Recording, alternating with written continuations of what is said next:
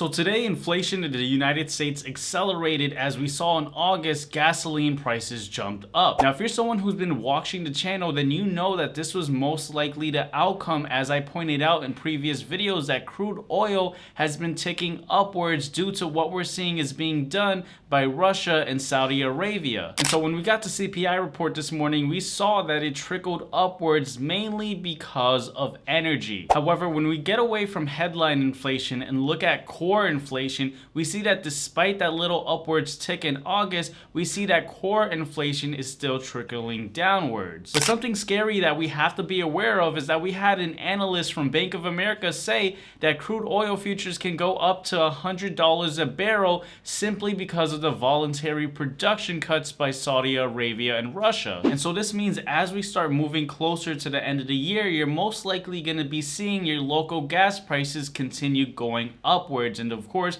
this is not good for the headline inflation. Now, the futures market is still predicting that the Feds will pause interest rates on September 20th by 97%. However, when looking at what the futures market is predicting, we're seeing that in November, there's still a 40% chance that the market is considering that the Fed is going to hike in November. And of course, this is because what we're seeing with energy still trickling upwards causes a bit of a concern for inflation, meaning that there's powers outside of the Federal Reserve's tool belt in which they don't have an ability to control these prices. Now, when we take a look at the S&P 500 Index ETF, ticker symbol SPY, we see that it was a relatively flat day in which we pretty much closed at the same close from yesterday. And when we take a look at Tesla, we see that, yeah, Tesla did push up a minuscule amount, but it didn't really close much higher from yesterday's close. But with that said, I want to go ahead and hop into my laptop and talk about Tesla stock and some further details, as well as highlight some ongoing events that we absolutely want to pay attention to going forward into the end of this week. But before we hop into my laptop, make sure to check out the comments in the comment section below, because one of the comments is going to be a pinned comment for my free weekly market post insights, where every single Sunday I send out an email talking about what are some things that you should be aware of going into this week for the overall markets that any market participant should be aware of, regardless if you're a trader or an investor. So make sure to check out that link in the comment section below. And with that said, let's go ahead and hop into my laptop. Alrighty, so we are officially in my laptop taking a look at Tesla. Now, as I pointed out, let's go ahead and just briefly glance over SPY, which is the S&P 500 Index ETF.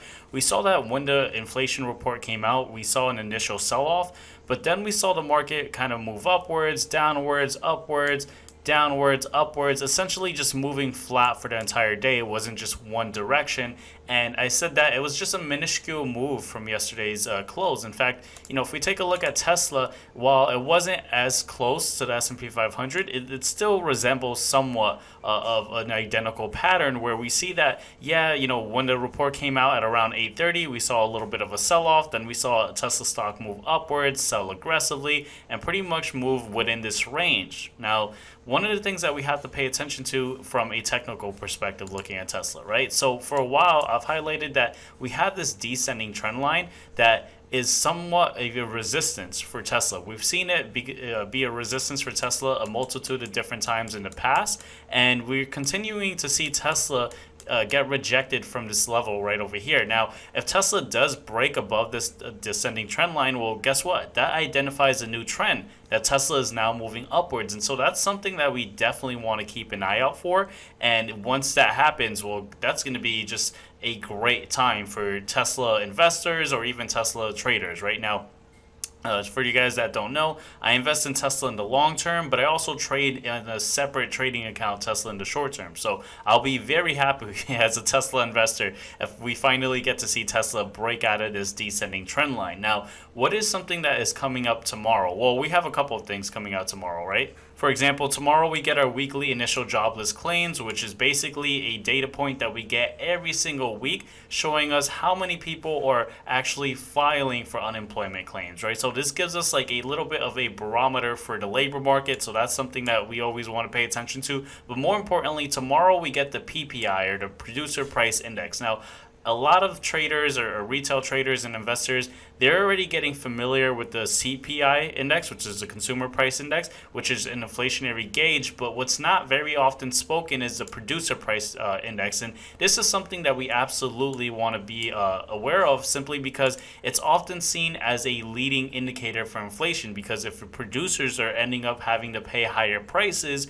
well, oftentimes they're going to pass those higher prices onto the consumers. So that's going to be something that's coming out at 8:30 a.m. tomorrow, and we're obviously going to want to watch that, as we know that the CPI and both the PPI are things that the Federal Reserve watches. And again, these are the last inflationary reports or gauges on inflation that we get before we had the Federal Reserve make their decision on September 20th, whether they're going to pause, hike, or cut rates. Now, I already showed you earlier that the future markets are predicting that there's a 97% chance that the Fed is going to pause. And this is something that I've been saying for a while now. In fact, I've said it about almost 3 weeks over, maybe about a month ago, saying that when it wasn't a 97% prediction that was going to happen. At one point, it was like around a 50% chance. And even then, I was saying it's very unlikely the Feds are going to hike in September.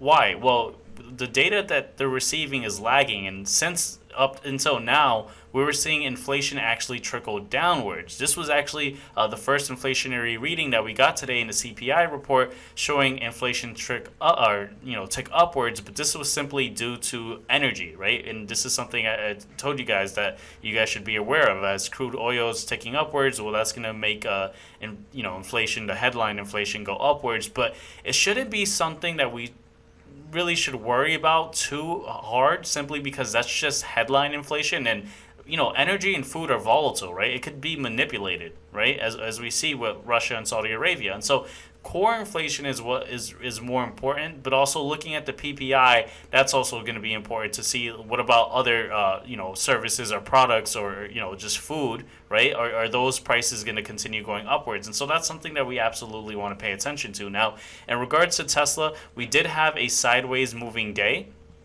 And tomorrow is just going to be a day where we're going to want to go ahead and see. So as a trader, I honestly didn't make any trades in my short-term trading account at all. I even told the Push and Profit private group that when you have days like this where things are moving sideways, you could get a little bit more fancy and do credit spreads, which are these option spreads where the writer actually profits off of a stock moving sideways. By the way, a lot of people don't know this, but you can make money in the stock market when stocks go up, when stocks go down, but even when stocks go sideways by capitalizing off of time decay, aka theta.